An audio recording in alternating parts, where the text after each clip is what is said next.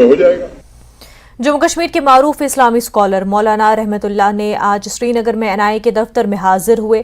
मौलाना रहमतुल्लाह मीर को कौमी जांच एजेंसी एनआईए ने एक ज़ेर तफ्तीश केस की जांच के लिए तलब किया था। गैर कानूनी सरगर्मियों के लिए फंड्स इकट्ठा करने और इस्तेमाल करने का मामला बताया जा रहा है। मौलाना रहमतुल्लाह सुबह 11 बजे एनआईए के दफ्तर पहुंचे। बताया जा रहा है कि मौलाना से 2 नशिस्तों में ओहदेदारों ने सवालात पूछे। एनआईए के समन में जिक्र किया गया है कि मौलाना रहमतुल्लाह को फंडिंग मामले में हकायक का कुछ इल्म है और इसलिए उन्हें एनआईए कैंप ऑफिस बुलाया गया था। अपनी पार्टी के सदर सईद अल्ताफ बुखारी का कहना है कि जम्मू कश्मीर में जमहूरियत हमेशा मरकजी हुकूमतों के जेर कंट्रोल रही है। जम्मू कश्मीर में असेंबली इंतखाबात के बारे में बात करते हुए सईद अल्ताफ बुखारी का कहना है कि जम्मू कश्मीर में अवामी हुकूमत का न होना जमहूरी हिंदुस्तान पर सवाल या निशान है। पुंछ राजौरी में मिलिटेंसी के फैलाव से मुतल्लिक एनसी लीडर उमर अब्दुल्ला के बयान पर बात करते हुए बुखारी का कहना है कि हुकूमत को इसकी वजूहात और हल तलाश करने होंगे।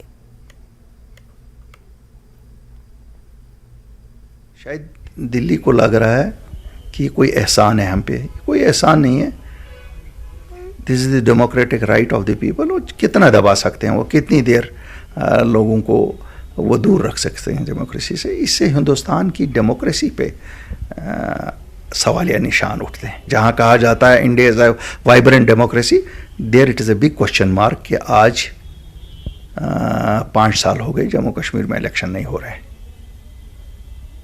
और जब हम कंपेयर करेंगे बाकी रियासतों के साथ, इसी मुल्क के मणिपुर को कंपेयर करें और जम्मू कश्मीर के अमन अमान को कंपेयर करें, हम कोसों मील आगे अमन में हैं। वहाँ इलेक्शन हुए लेकिन यहाँ के लिए पता नहीं क्या रुकावट है। देखिए, अगर बात उन्होंने पुंछ और राजौरी के हवाले से की है तो शायद सच बोला। मैं यहाँ उमर अब्दुल्ला को कंट्रडिक्ट करने के लिए नहीं हूँ। हकाइक जो हैं हकाइक है। उमर साहब बोले, अल्ताफ बुखारी बोले या कोई और बोले, ये बात सच है। पुंछ राजौरी में मिलिटेंसी ने सर निकाला है। जम्मू कश्मीर में अमन है, वहाँ पर भी मिलिटेंसी वो मिलिटेंसी नहीं है जो हमने देखी है। डीडीसी भी बनते हैं, बीडीसी भी बनते हैं, सब बनते हैं। मैं तो ये कहता हूँ यहाँ ये जमहूरियत, किस जमहूरियत की बात करते हैं। 2 साल पहले डीडीसी के इलेक्शन हुए। आज मुझे सभी ज़िलों से 19 ज़िलों से लोग मिलते हैं और कहते हैं साहब हम ये कौन सी जमहूरियत है कि हम डीडीसी अपना चेंज नहीं कर सकते हैं, उसके साथ मेजॉरिटी नहीं है लेकिन चेंज करने का हक नहीं है। ये तो कंट्रोल डेमोक्रेसी होगी ना। कोई भी डीडीसी, मिसाल के तौर पर एक्स डिस्ट्रिक्ट 14 डीडीसी हैं, एक चेयरमैन बन गया है, उसके खिलाफ 10 लोग हैं लेकिन वो चेंज नहीं उसको कर सकते। So this is a control democracy. NC के सूबाई सदर नासिर असलम वानी ने बीजेपी के 9 साल बेमिसाल पर नारे को तनकीद का निशाना बनाया। उन्होंने कहा कि जम्मू कश्मीर में तामीर और तरक्की कहीं नजर नहीं आ रही। नासिर असलम वानी पुलवामा के अठूरा इलाके में मीडिया से बात कर रहे थे। उन्होंने कहा कि बीजेपी तामीर और तरक्की के हवाले से सिर्फ प्रोपेगेंडा कर रही है, जबकि जमीनी सतह पर कोई तरक्की नहीं हो रही है और जम्मू कश्मीर में इंतखाबात कराने से बीजेपी डर रही है। जमीन की हकीकत आप देखें तो आदमी को रोना आता है। सारी डेवलपमेंट की एक्टिविटीज बिल्कुल जो है बंदी समझ ली हुई है। कहीं कहीं पे थोड़ा बहुत जहाँ इनको वो अपना वो कहते हैं ना, कहो ज्यादा तो करो कम, वही है इनका। कहते ये बहुत कुछ है। G20 का जब तक इनेकाद होना था तब तक शहर में भी हमने इतनी भागदौड़ देखी, दिन रात काम चल रहा था। जितना वो कर पाए उस बारिश के मौके में, जितना उन्हें करना था वो किया। उसके बाद एक दिन भी दोबारा हमने काम चालू नहीं देखा। कहते हैं कि इनको खुद कॉन्फिडेंस नहीं है और इनको अपनी हार नजर आती है। हम ये नहीं कहते हैं, ये खुद ही अपने इस बात को सच साबित कर देते हैं कि ये डरे हुए हैं, क्योंकि उनको पता है कि लोग चाहे जम्मू में हो चाहे कश्मीर में हो, इनके साथ अब नहीं।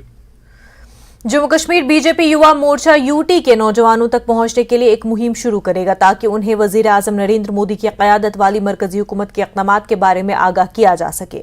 मुहिम के बारे में तफसीलात बताते हुए बीजेपी YM के सदर अरुण प्रभात ने कहा कि जम्मू कश्मीर के नौजवानों के साथ मुख्तलिफ मकामात पर कॉर्नर मीटिंगें की जाएंगी। काबिल जिक्र बात यह है कि बीजेपी ने महाजन संपर्क का अभियान शुरू किया है ताकि पिछले 9 सालों में मरकज की तरफ से किए गए अवाम दोस्त इक़दामात को उजागर किया जा सके।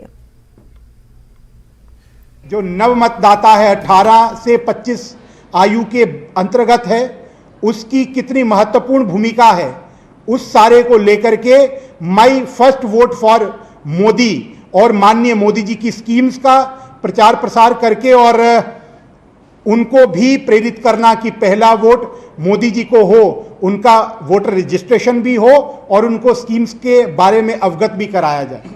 इसके साथ साथ बाइक यात्रा, जो बाइक रैली के माध्यम से अवेयरनेस कैंपेन होगी, वहीं पर नुक्कड़ बैठकें करेंगे और नुक्कड़ बैठकों के साथ साथ जो यंग अचीवर्स हैं, जिन्होंने स्पोर्ट्स में, कला में या अन्य अन्य स्थानों पर नौजवानों को प्रेरित करने का काम किया, उनसे टच करके, उनको आउटरीच करके उसके बाद उनको भी इस सारे मुहिम में जोड़ने का काम करेंगे।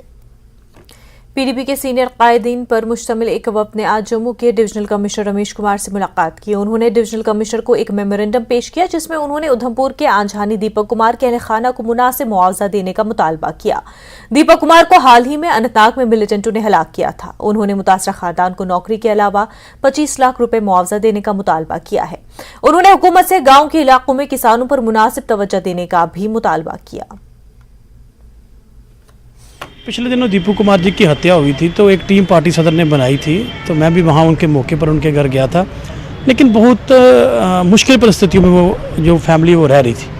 तो एक तो उनकी बात हमने की है कि ना तो उनके पास मकान है, ना ज़मीन है और ना ही कोई आमदन का कोई उनके पास और कोई जरिया सिवाय दीपू कुमार के। तो हमने ये डिमांड सरकार से की है कि उसको 25 लाख रुपया कम से कम कंपनसेशन देना चाहिए और उनके परिजनों को नौकरी, क्योंकि वो देश के लिए शहीद हुआ है, वो गोली से शहीद हुआ है, तो नौकरी दी जानी चाहिए और उनके लिए एक मकान का इंतजाम, क्योंकि सरकार के जो दावे हैं कि इंदिरावास प्रधानमंत्री आवास योजना के तहत हमने कच्चा मकान को रहने नहीं दिया, तो वहाँ तो वो सिर्फ कच्ची दीवारों पर वो रह रहे थे। तो उसके लिए आज हमारी डिमांड थी, जो मेन था। तो डिवकम साहब ने कहा है कि 5 लाख रुपये सरकार ने दिया है और बाकी और आपकी जो डिमांडें हैं उसके में कोशिश करेंगे उस फैमिली के साथ इंसाफ करने की। आने वाले दिनों में जम्मू कश्मीर में सयाहत को बहुत ज्यादा फरोग मिलेगा और पिछले साल के मुकाबले में सयाहों की तादाद भी बहुत ज्यादा होगी। ये कहना है जम्मू कश्मीर के सेक्रेटरी टूरिज्म सईद आबिद रशीद का। न्यूज़ 18 JKLA से खास बातचीत में उन्होंने कहा कि टूरिज्म वर्किंग ग्रुप की मीटिंग में इस सिलसिले में तमाम पहलुओं पर गौर किया गया है। G20 third tourism working group जो कश्मीर में मुनक़िद हुआ अभी पिछले दिनों, 1947 से आज तक का इतना बड़ा इस स्केल का और इस मैग्नीट्यूड का इवेंट मुझे नहीं लगता हुआ है। नंबर 2, इतनी हैवी पार्टिसिपेशन जो इंटरनेशनल डेलीगेट्स की थी, जो G20 डेलीगेट्स की थी, G20 इनवाइटेड कंट्रीज की, this has not happened ever before in the history of Jammu and Kashmir. So I think this will be a big milestone in promoting tourism. और चूंकि tourism working group की meeting थी, therefore मुझे लगता है कि ये एक टूरिज्म की प्रमोशन में और जम्मू कश्मीर को इंटरनेशनल स्केल पे एक ग्लोबल डेस्टिनेशन प्रोजेक्ट करने में एक माइलस्टोन की हैसियत रखता है, संग मील की हैसियत रखता है। और इसके बिफोर एंड आफ्टर टूरिज्म की डेवलपमेंट, टूरिज्म की प्रमोशन और टूरिज्म रिलेटेड एक्टिविटीज देखी जाएंगी। और मैं आप साथ I am happy to share with you कि इमीडिएटली पोस्ट G20 हमारी बुकिंग्स, हमारी क्वेरीज ऑलमोस्ट 4 टाइम्स ज़्यादा बढ़ गई हैं। और मैं ख़ास तौर पे आपसे ये शेयर करना चाहता हूं कि जो इस साल इंटरनेशनल टूरिस्ट का, इनबाउंड टूरिस्ट का नंबर है, पिछले साल के मुकाबले में हम उसको बहुत बड़ी तादाद से पार करेंगे। और पिछला साल शायद जम्मू कश्मीर की हिस्ट्री में बहुत हाई नंबर्स रहे हैं टूरिज्म के। आप पूरी बातचीत आज रात 9:30 बजे न्यूज़ 18 JKLH पर देख सकते हैं। आगे बढ़ते हैं। श्रीनगर एयरपोर्ट से जम्मू कश्मीर के आज़मीन हज की रवानगी का सिलसिला शुरू हुआ। आज श्रीनगर एयरपोर्ट से 2 परवाजें आज़मीन को लेकर सऊदी अरब के शहर जिद्दा के लिए रवाना हुई। पहली फ्लाइट 4:45 पर श्रीनगर एयरपोर्ट से रवाना हुई। पहले काफिले को जम्मू कश्मीर के लेफ्टिनेंट गवर्नर मनोज सिन्हा ने झंडी दिखाकर रवाना किया। दूसरी परवाज अभी कुछ देर पहले श्रीनगर एयरपोर्ट से रवाना हुई। दोनों फ्लाइट्स में 630 आज़मीन रवाना हुए। मनोज सिन्हा ने ट्वीट करके आज़मीन हज को मुबारकबाद दी और नेक तमन्नाओं का इजहार किया। इससे पहले बिमना हज हाउस से तलबिया की गूंज में आजमीन हज का काफिला एयरपोर्ट के लिए रवाना हुआ। हज हाउस से आजमीन के काफिले को जम्मू कश्मीर हज कमेटी के चेयरपर्सन सफीना बेग ने हरी झंडी दिखाकर एयरपोर्ट के लिए रवाना किया था। आजमीन ने कहा कि हज के दौरान वो मुल्क की अमन खुशहाली और तरक्की के लिए खुसूसी दुआएं करेंगे।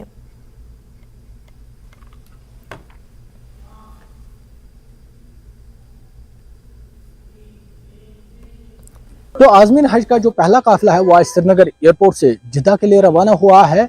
आज 2 परवाजें यहाँ से रवाना हुई, जिनमें 630 जो आजमीन है उन्होंने अपना जो सफ़र है, हज का सफ़र है, उसकी शुरुआत की। हज हाउस पे पहले ये लोग, ये जो आजमीन है, जमा हुए, वहाँ पर इनकी स्क्रीनिंग हुई। उसके बाद ये रवाना हुए एयरपोर्ट की जानिब, जहाँ पर इन्हें रवाना किया गया। आजमीन ने इस मतलब की जो इंतजामात थे, इत्मीनान का इजहार किया।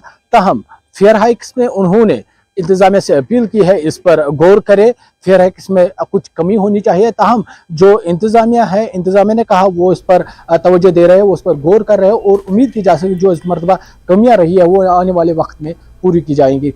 श्रीनगर से Abid Hussain. Kashmir power development corporation limited KPDCL ने प्रीपेड मीटरों को मुंतकिल करने के मंसूबे का ऐलान किया है, लेकिन सार्फिन के साथ साथ मकामी सियासतदान भी इस पर नाराज हैं। जम्मू कश्मीर अपनी पार्टी के सदर सैयद अल्ताफ बुखारी का कहना है कि प्रीपेड मीटरिंग बिलाजवाज है और KPDCL लोगों को मुश्किल में न डालें। सार्फिन का कहना है कि KPDCL को ईमानदार सार्फिन को नुकसान में नहीं डालना चाहिए। KPDCL हुकाम का कहना है कि वो पहले से नस्ब स्मार्ट मीटरों को प्रीपेड मीटर्स में तब्दील कर देंगे, जो कि सार्फिन के मुताबिक नाइंसाफी है।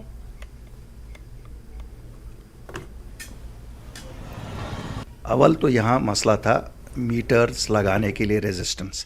अब जब लोगों ने कॉपरेट किया मीटर्स लगाने में, ये जायज़ नहीं है कि उनको ये कहा जाए कि एडवांस में प्रीपेड दे दो जी। जो नहीं बिल भरेगा उसका मीटर कनेक्शन काटा जा सकता है।